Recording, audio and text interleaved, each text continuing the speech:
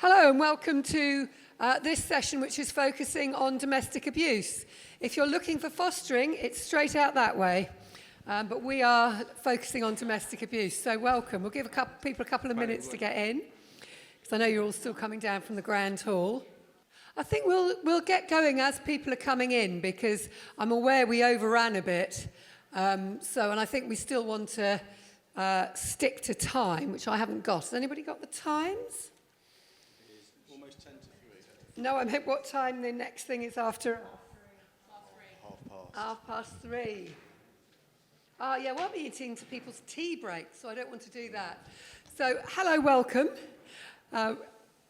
Grab a seat.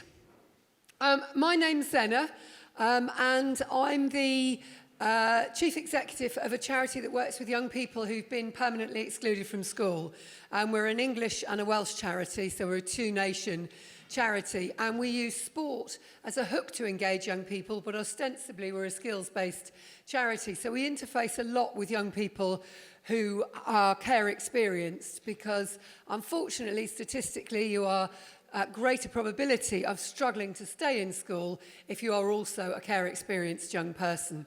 So that gives a bit of a background. In terms of sort of system understanding, I chaired Ofsted for 5 years as well, so I kind of get a system understanding of young people in care. But this session very specifically is looking at the links between young people in care and domestic abuse. And I think we can all take a minute to think about Terry's sister, all of you who are upstairs. And I think that gives us a one-off real example of the kind of ongoing impact care can have in relation to you. What I'm going to start off by doing is asking the panel to introduce themselves. We have an illustrious, esteemed panel, and then we're just going to take 5 minutes for you to introduce yourselves to everybody on your table and give you a chance just to say hello, to know somebody else, and to explain your interest in young people in the care system and in this area of domestic abuse and domestic violence. And as we have one microwave, we're going to run down this way, and then we're going to run down that way. So I'm going to hand over to you to introduce yourself, a little bit about both the topic and your experience of young people in care. Good afternoon, everyone. My name's Rob Gibbs. I'm a Metropolitan Police Chief Inspector. I work in the London Borough of Enfield, which is kind of like 12 o'clock on the clock face of London as you look, not too far from here. I run something at the moment called Clear, Hold, Build. I wear a hat for the Met as regards London goes, and I specifically run a kind of geographical place-based approach to that in two bits of London called Tottenham and Edmonton. Which means looking holistically at the issues that happen in those areas. So specifically the overlap with care and young people is kind of exploitation and vulnerability that goes through them being exploited by the gangs and the drugs and the violence that we see in that part of London, sadly. So I'll hand over to Tash. Afternoon, everyone. My name is Tash Dixon. I work alongside Chief Inspector Rob Gibbs here, and also Jim Heggs, who's going to introduce himself. I'm based at the Home Office, and my drive is around ensuring that there is always a safeguarding response first and foremost, never a criminal justice response. My lived experience is domestic abuse and sexual violence, and so I'm a great believer that lived experience and those that have the opportunity that come out of fight or flight mode are best placed to tell us what we need to do. And so I'm really fortunate to work alongside these chief inspectors to change the way in which these two inspectors work in their footprint and how we safeguard those that need us the most. Thank you, Tash. Good afternoon, everybody. So my name is Jim Heggs. I'm a Chief Inspector in Leicestershire Police, and I've recently overseen a voluntary offender management pilot within Leicestershire called the 7 Pathways Plus.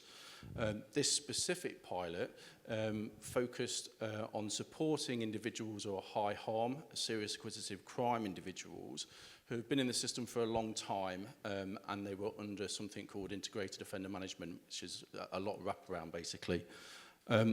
Those individuals have, for a number of reasons, have dropped out of that management program, and despite continuing to commit crime, didn't have a great deal of support. So with partners, we put together a pilot which has been very successful, ran for the last 14 months, and has turned a number of individuals' lives around. So it's not only reduced crime and funding in terms of crime costs, but it's made a real change to people.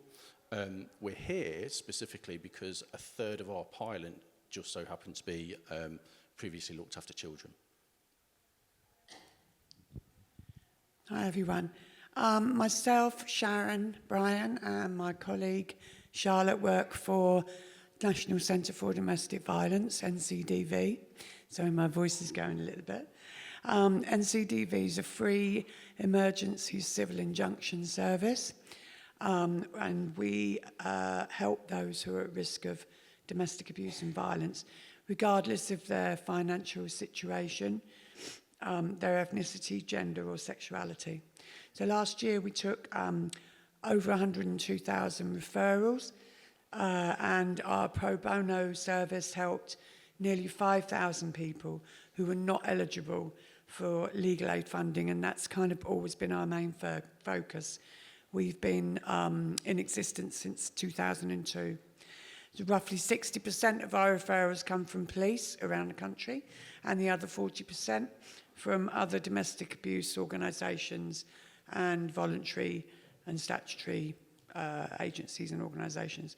And many of our referrals come from local authority children's services, and we speak to many victims and survivors of domestic abuse and violence whose children have been placed into care because it has been deemed that the victim and or the main carer of the children has not acted protectively and has put the perpetrator before the children, whereas we know that that is not actually the case. It's very, very difficult to do otherwise, to leave an abusive relationship. So that's me. Hi, I'm Charlotte Woodward, also work for the National Centre of Domestic Violence. I'm head of training and development.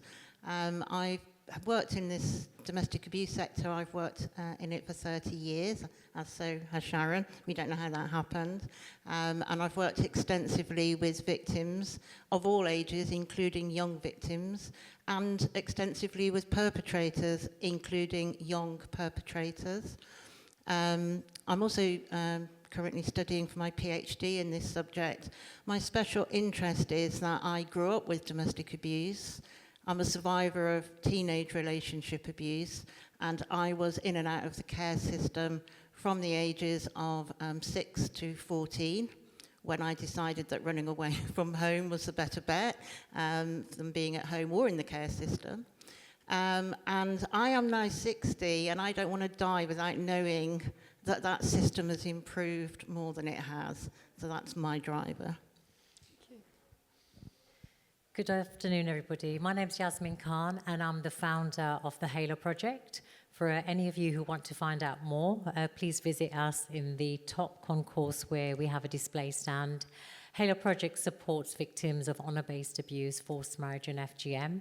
I'm also the National Advisor for the Welsh Government for Violence Against Women, Domestic Abuse and Sexual Violence. It's really important to shine a light on all communities because in my experience of supporting victims, we have seen an increase of the 14 to 25-year-old victims of domestic abuse. And I'm delighted to see the Domestic Abuse Act now recognises children as victims and not witnesses, which is absolutely essential in looking at what pathways we need to ensure are available so that people and young people get the support that they need and deserve. I think it's really important to recognise the hidden statistics. We heard earlier this morning about the number of victims who are affected by domestic abuse. The Criminal Justice Inspectorate did a piece of research last year which indicate over 60% of children who are experienced living in care are victims of some form of abuse and neglect. And if you go to the figures in England and Wales, over 20% of all children have been victims of abuse. So, and if you look at the amount it costs the economy, which is over £70 billion, we really can't afford not to be speaking about it and prioritising it in our service provisions. Hello again, my name is Alexis Jay, and I was speaking on the panel at the start of the day. My focus will be on the abuse of children, and with a particular focus on children in care. I worked in local government for over 30 years, becoming Director of Social Services and Housing, and went to organise the first Inspector of Social Services in Scotland, where I was Chief Inspector. I then did a lot of investigative work, and principally that in issues that you may be aware of were 2014 in Rotherham, where I carried out single-handedly the review there, which to my astonishment attracted worldwide attention and was quite an eye-opener for me. I learned a lot about child sexual exploitation there. Latterly went on to become the chair of the independent inquiry into child sexual abuse that ran for 8 years.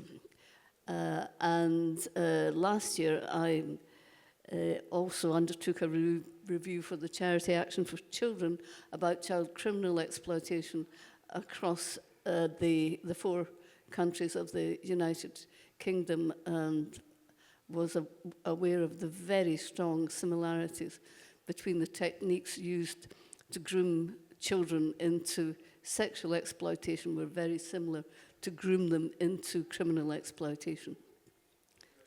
Thank you very much. I think you'll all agree we've got quite a phenomenal panel here, and we really look forward to hearing more from them. You can keep the mic because I'm coming back to you, Baroness Jay. What I'd like you to do, though, just to take 2 minutes to introduce yourself to people on your table, any relevance that you have to this particular issue, just to keep you awake after lunch, because if I just let you go through a listen fest, half of you will be asleep. But it is literally 2 minutes. It's a quick introduction, who you are and what brings you here today. Thank you very much just for taking the time. I hope you all got at least a chance just to say your name and to identify yourselves. And to root yourselves in why you're here.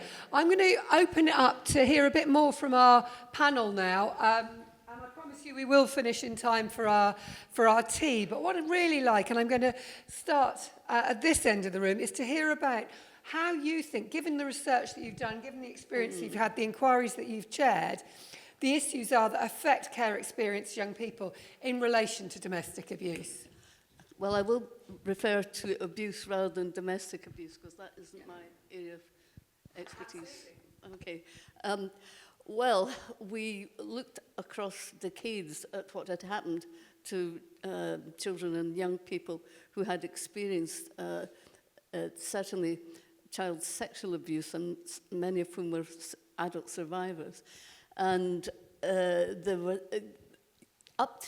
right up to date now, there are many, many issues that still resonate across the years and are still issues. That much I would like to say. For example, there are many institutions in terms of statutory obligations where policies were incomplete, out of date. Some schools did not have any policies for handling allegations of child sexual abuse by members of staff, for example. Some children's homes, there were no policies, procedures, or training. And some of the worst, as I've mentioned earlier on today, were in custodial institutions for children where staff were concerned. I'm sure I don't need to tell you, but in terms of the impact on children's lives and young adults' lives, education, family relationships, sexual relationships, mental, emotional and physical well-being, job prospects are all affected. In some cases, it has driven victims to self-harm and even take their own lives. And that remains an aspect of this in terms of mental health. It was obviously true in the public inquiry, but it was also true in Rotherham several years ago. The deep sense of shame, embarrassment and guilt, and the difficulties in talking about all of these issues, and the lack of response amongst many institutions to the children concerned, and the amount of victim blaming that continues to go on is frankly appalling. And it was particularly prevalent several years ago amongst social services staff, who referred to lifestyle choices by individuals, and indeed by the police, who used much rougher language. Now, the specialists in those areas have become very expert in what they do, but it doesn't apply to the run-of-the-mill officials in many of our public agencies.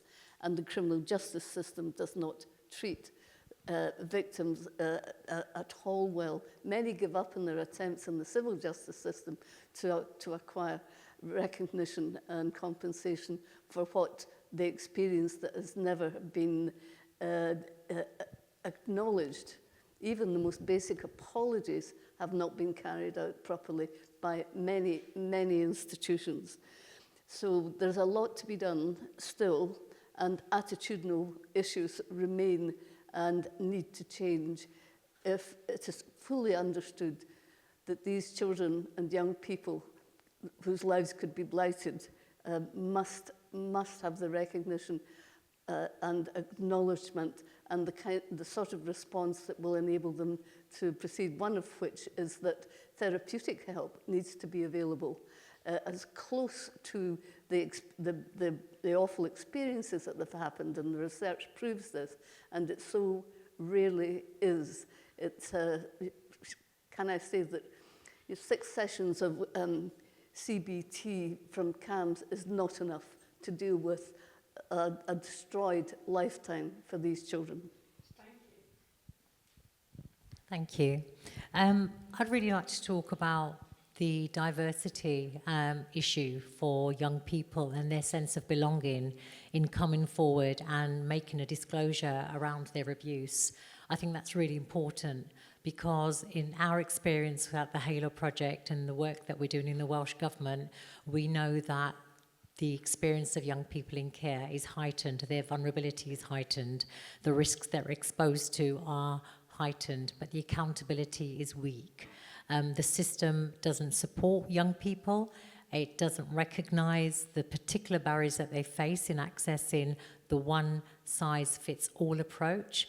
And if I can coin a phrase from the Home Office multi-agency guidelines around forced marriage and what professionals should be doing, if we just take that notion of that one-chance rule, that's where all professionals should start.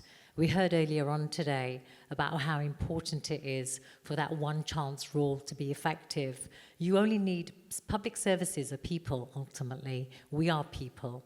And you remember when you're at school, you remember that one teacher that made a difference, really believed in you, saw through all of those barriers. That's what we need for young people who've been in care, who have a complete lack of trust.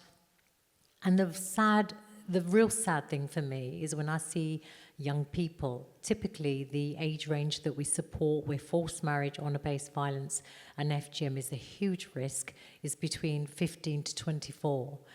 There is a thing called a transition service. When they're 16 to 18 years old, some services wait for their 18th birthday to wash their hands of the responsibility. I call that a safeguarding hot potato. We've got to stop doing that. There isn't the right services available for young people, and if you're from a minoritized community, there are increased risks and increased barriers that you face. The systems can be racist. They do not consider intersectionality. That's a fact. We support victims from all backgrounds, and we also conducted a police super complaint. An England and Wales piece of research which identified police investigations were failing black and minoritized communities when they were reporting sexual abuse. I call that the Rotherham effect, where race and culture is put forward in front of protection and safeguarding. We need to change those barriers. We need to ensure that young people are believed, and we need to ensure that they're not silenced by shame, because that's what we are currently seeing. And also about onward care. This is not a stagnated approach of services working together.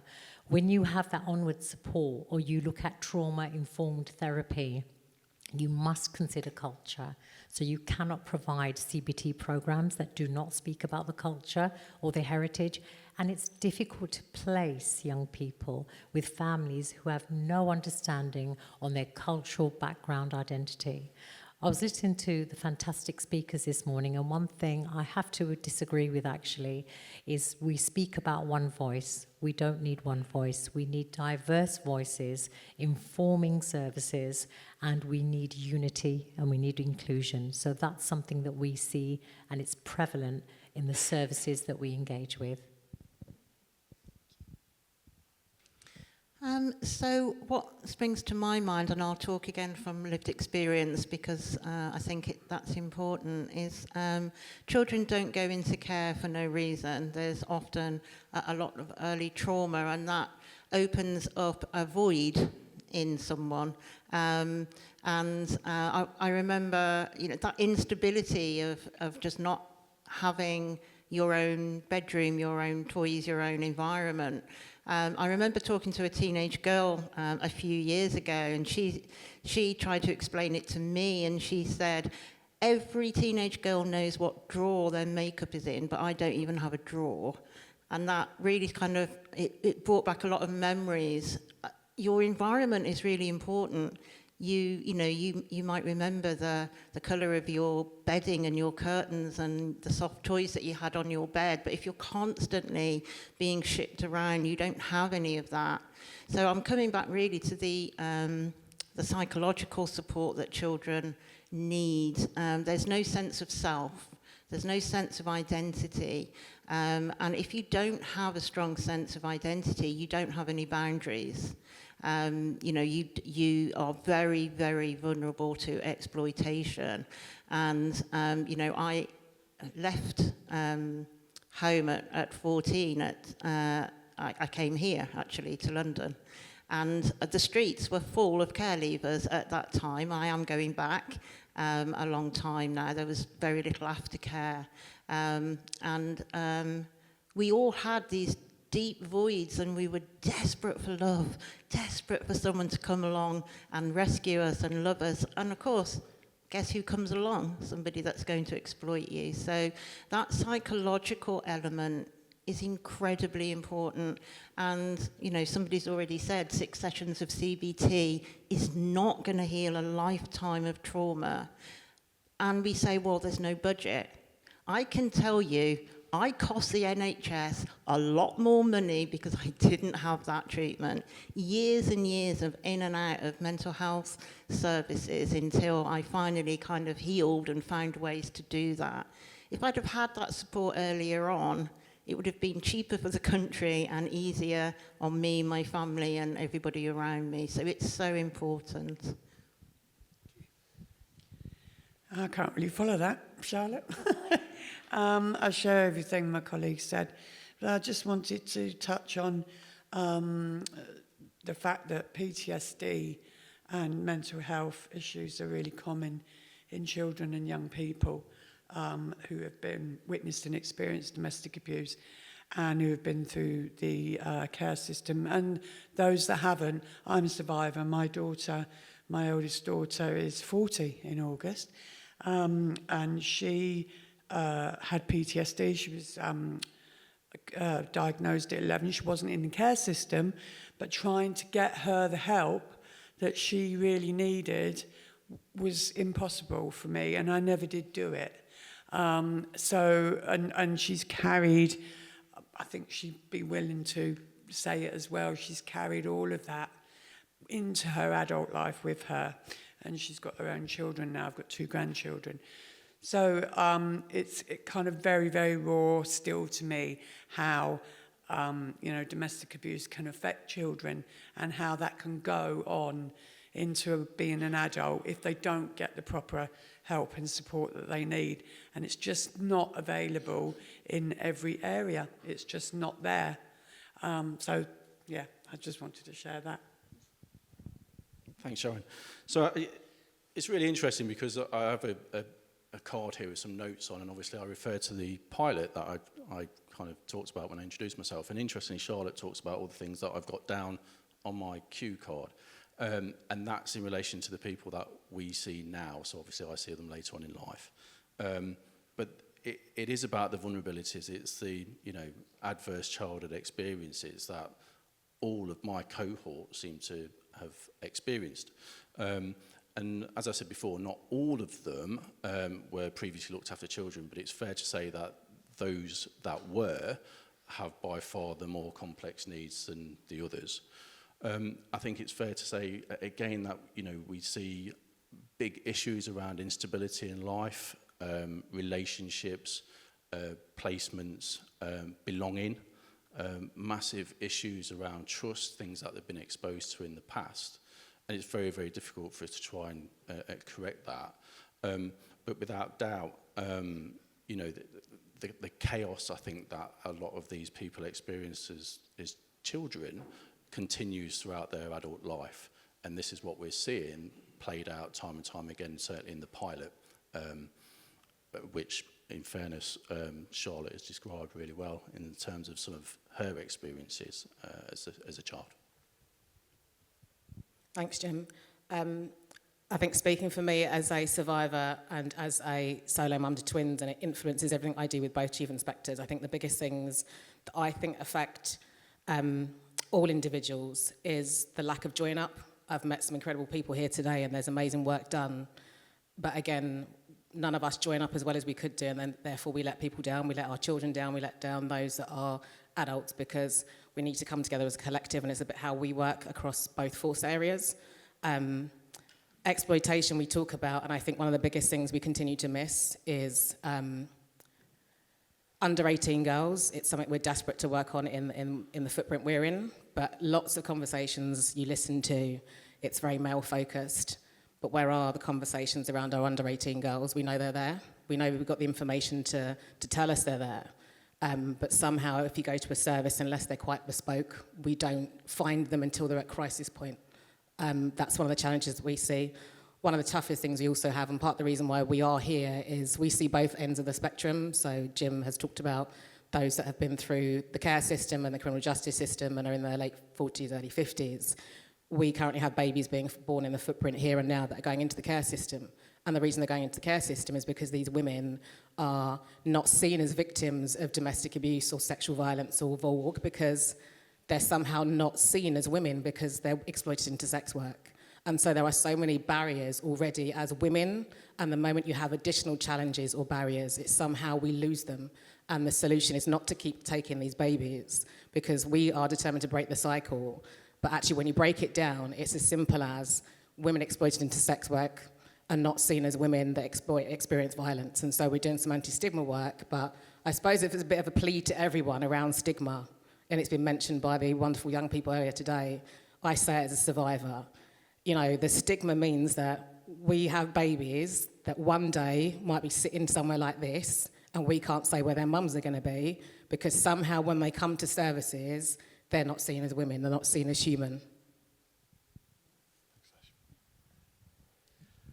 Again, I kind of had a thought and some notes about what it was I was going to say, and I think I've kind of been influenced by a lot of what has been said as we've come down the panel about exactly what to kind of speak about in terms of the work that we've been doing recently. And I think in policing, you can often end up with this empathy fatigue when you deal with individuals, and that's something we need to address with the professionals that are there with them themselves.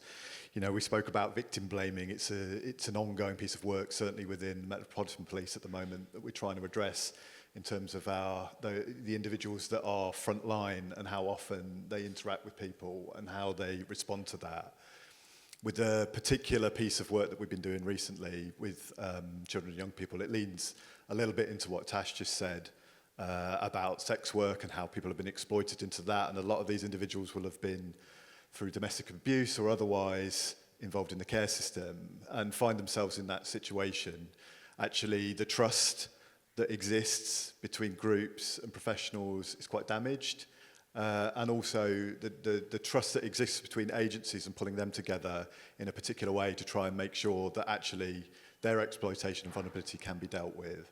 I think the most important bit for me, 10 months into a project that we've been doing, which has been quite enforcement-led to this point now, and has very much been about trying to deal with those who are doing the exploiting, those that are in organised criminal groups that are involved in drug sales, importation, otherwise trafficking individuals to be involved in the sex work.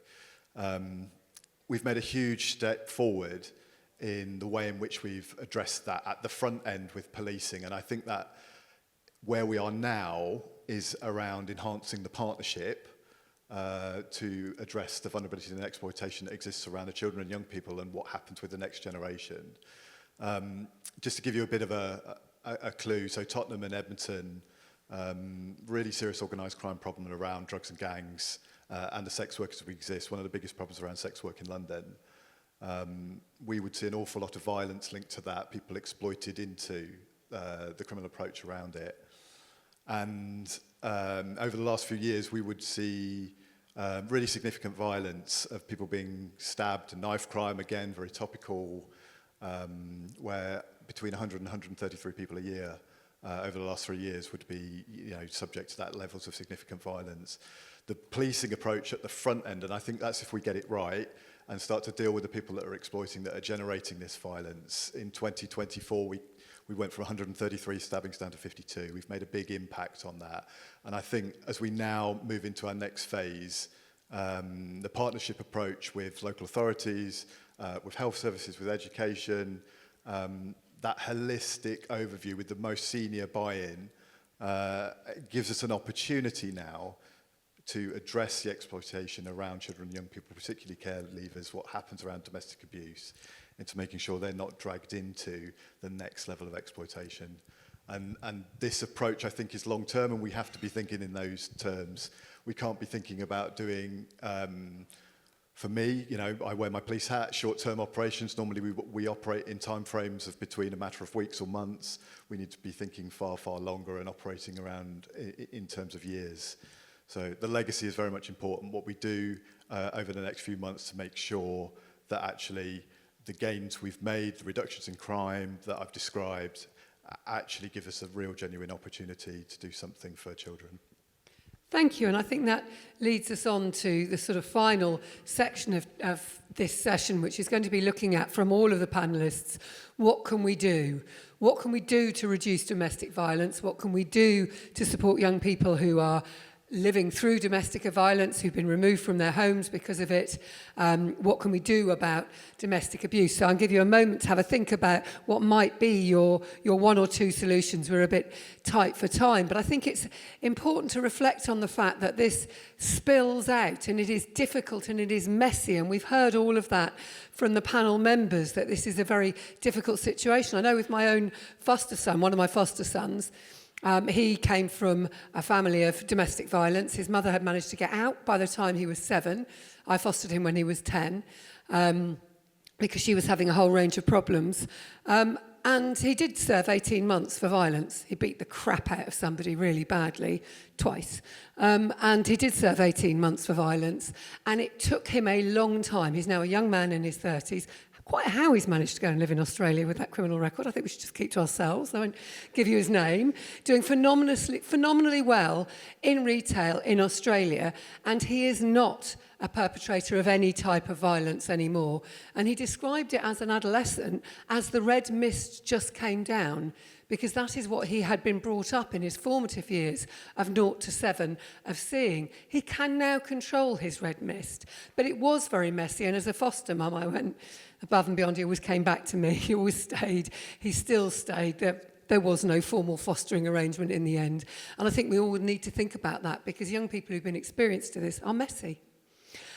So I'm going to say one of my things that I think we need to do is to think about stickability, and that goes into your point about timeframes, because working with young people who've been in care, working with young people who've experienced domestic violence, working with survivors of domestic violence, working with people who are still in that cycle of domestic violence and going back, you need to have stickability. You need to be able to stand with people over multiple years throughout that healing process. So my one solution would be, how do we get to a system where we've got more stickability? But you can take your solutions wherever you like, and we'll go this way down the aisle. I'm going to give you 2, if that's all right. So I think we've spoken a bit about partnership and active join up and really genuinely joining the dots. I think these systems exist out there. I think people that want to make a difference are out there. They just quite often acting silos, and you need to keep that local. You need to keep it genuinely achievable. And the second thing I would say is I think we need bravery in data sharing. I think we can quite often get tied up in not telling, one agency, one partner, one charity about an individual. If we're brave enough to share the details and pull it together and press it together, we'll make a difference. Brilliant, thank you. You've stolen my ideas. You can see my bit of paper now, I'm just kidding. I will push again the collective join up. Like I said, there is incredible work no matter what the sector is or what kind of you're covering. But people, and I didn't say I'm from the Home Office, lots of people are guilty of working in silos, and so the incredible work isn't joined up. And we, as what Rob has described and Jim, has actually been about coming together as a collective and a real push to ensure that no one person owns one thing. We come together as a jigsaw. And we've met more people here today, and we continue to plug. And we started off with 1 or 2 people. I think we're a silent army of about 40, 50 people. And we're here because of the NCDV, and we met just through networking and saying this is what we're doing. I do think I'm going to bang on about education. As a survivor, there is a commitment to halve violence against women and girls, no matter who you are, no matter what your experience is. I will hand on heart say that I don't believe that's going to happen unless we start teaching our children and young people. My twins are 8. And I hear my son talk with his football mates quite a lot. And you'll hear them already say, oh, so-and-so at school, she's chunky. So-and-so at school is this, and that's at 7 and 8. But they're going to be 18 in 10 years. And so we need to start much younger where we can nip those behaviours in the bud. And I think we need all of our men to stand up and be our allies, because we can't change the narrative for women and girls. Only you can. And I think those are 2 things that I would kind of say are really important, is that we need men, and we need to start younger. Thank you. So for me, I think certainly, reflecting on the pilot that I've done, intrusive, tailored approach. It really isn't one size fits all. We've got to look at the individual and what the drive is, what specific needs does that person require, and then from our multidisciplinary team, who is best placed then to support that individual. We have to think differently, because if we're here today, aren't we? We go around in circles with this sort of stuff. And I think certainly a big positive for us was the lived experience. And I think we have access to a lot of people who have been through the care system and have come out the other side. And I think having that ability to connect with people still in the care system and support them as mentors, role models, this is where we need to be going to try and support our young looked after children through the system. Thank you. So NCDV's vision is not to end or prevent domestic abuse. Our vision is to make it socially unacceptable, because we believe that that's the starting point. If we can make domestic abuse socially unacceptable, then we can start to prevent it, just in the same way as seatbelts, drink driving, smoking in pubs. All of those things were considered quite socially acceptable a few years ago, and now you wouldn't think of doing it. So, yeah, that's my point. I think we've heard about sort of the words holistic, and not working in silos, which are really important. And I'm a great advocate for wraparound care. And I've got a bit of an example of a bit of good practice that I thought worked really well. Before I came to NCDV, I was co-located with Children's Services in a small team that was a pilot. When the families were in pre-proceedings, so at risk of having their children removed. And in that team, it was a wraparound care team. So we had 2 mental health nurses, 2 drug and alcohol workers, 2 domestic abuse victim workers, 2 perpetrator workers, and children's support workers. And we went and wrapped ourselves around families and gave them as much support as we could to stop them going into proceedings. Now, some of that, I believe, was a tick box exercise, so that if and when it got to court, you could prove to the judge that you'd done everything that you could do. So my point is, wouldn't it be wonderful if we could start a step back from that, when people first disclose domestic abuse or problems in the family. That's what I wanted, and that's what a lot of other children want. We didn't want to go into care. We wanted to stay at home. We wanted somebody to intervene and make it okay, but my family hadn't got the tools to do that. And I think that wraparound care and you know, as somebody said, working as a jigsaw is really important. Thank you. I just want to draw on really quickly 2 watershed moments in England that really shaped national policy for policing. The Sarah Everard murder, where I think the nation was completely shocked about the abuse that happened and the way that she was tragically murdered. And also Benaz Mahmood, a love story, where she was killed in an honour killing by her family, by her cousins, etc. And 2 things that are really important because they changed people's attitudes. Yet we see historically the Jimmy Savile cases, the grooming cases, but it doesn't seem to be a watershed moment for young people. So I think that really is not going to happen in the future. It hasn't happened so far, but that collaboration is key. And I go back to, there is not going to be more money available in this space. So commissioners, policymakers have to work together to make sure that we focus on prevention. I draw on finally something you mentioned, because we were doing a cost-benefit analysis of work in Wales, and a victim who accesses acute services can cost the economy £10,000. I'm sorry I'm putting cost on it, but sometimes commissioners and priorities are led by money. But if they had training, the professionals had training, which can cost anything from £200 to £500, something like the Ask and Act training. We've got to take a responsibility in society where bystanders means us. We do not expect, and we should not expect, young people to navigate their way through services and look for the support that they need. We as professionals, we as citizens see this abuse sometimes, but we don't want to speak up. I think the power comes back to us. What do we do, and how can we instill that bystander approach where we take the responsibility and the burden from young people, and it's a huge burden that has a profound impact of psychological abuse in their older years. This is what we need to do, and we can't do that in a silo. We must work in partnership. Thank you. I want to say very quickly that just mention 2 statistics that emerged from work that we did in something called the Truth Project within the public inquiry, where people came forward voluntarily and confidentially to give us their accounts of what had happened to them as children. Over 7,000 people did that, and they allowed us to use their anonymised data. But the 2 specific pieces of data that I think are relevant to a lot of what we've been seeing is that the average length of time children had been sexually and physically abused as children was 4 years. It was not a one-off, one-night issue, and people often don't understand that that's the case. 4 years is a long time in the life of a child. The other statistic is that from the data, it took an average of 26 years before the person concerned, the victim concerned, was able to disclose to anybody else.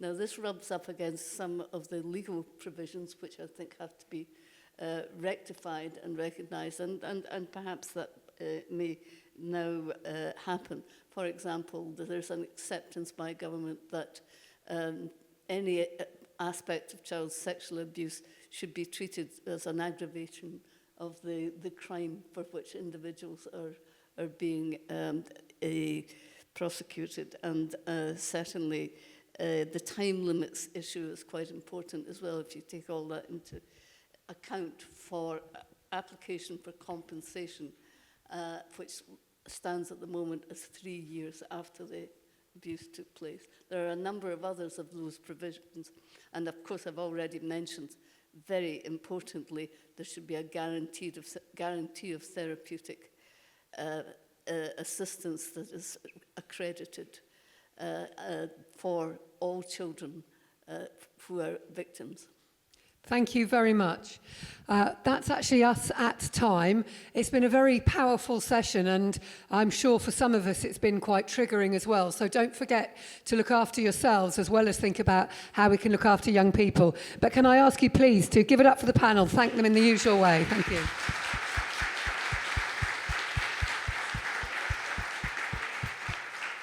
You now have a tea break, wherever the tea may be, which is up there, and you're expected back in half an hour at 4 o'clock into the main hall, please. Thank you.